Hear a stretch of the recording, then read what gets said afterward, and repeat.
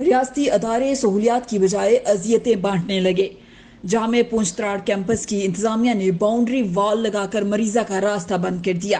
اعلیٰ حکام سے نوٹس لینے کا مطالبہ۔ کشمیر ایکسپریس ڈیجیٹل کی رپورٹ کے مطابق جامع پونچھ تراڑ کیمپس کے عقب میں رہائش پذیر خاتون ممتاز ایوب نے میڈیا سے گفتگو کرتے ہوئے کہا کہ ہمارا گھر یونیورسٹی کے ساتھ ملحقہ ہے۔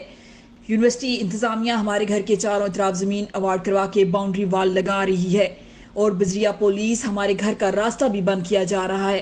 میں مریضہ ہوں، ہسپتال جانا پڑتا ہے۔ جب گاڑی کا راستہ بند کر دیا جائے گا تو ہمیں شدید مشکلات کا سامنا کرنا پڑے گا۔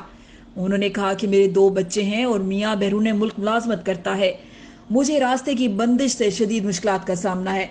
میں نے راستہ مانگا تو مجھے سعید اور خورشید قاسم نامی آفیسران دھمکیاں دے رہے ہیں اور ذاتیات پر اتر رہے ہیں۔